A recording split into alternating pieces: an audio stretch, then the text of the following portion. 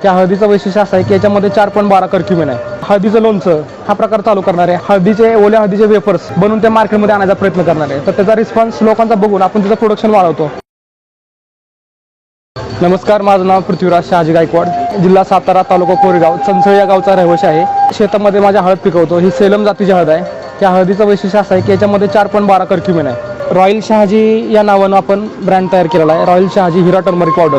पावशेरची किंमत आपण शेतकऱ्यांसाठी एकदम स्वस्त दरामध्ये विकतोय. 80 रुपये पावशेर विकतोय, 160 रुपयाची अर्धा किलो आणि 250 रुपयाची अर्धा किलो विकतो. तर शेतामध्ये आपण हळद पिकवताना एकदम सेंद्रिय पद्धतीने हळद पिकवतो, कोणत्याही रासायनिक खतांचा वापर न करता. कारण का मुळातच हळद ही आयुर्वेदिक असते. लोक आरोग्यासाठी त्याचा औषध म्हणून वापर करतात. त्याच्यामुळे हळद ही जास्तीत जास्त प्रमाणामध्ये जेवढी जेनेटिक आणि जेवढी आयुर्वेदिक राहील त्याचा आपण प्रयत्न करत सातत्यानं.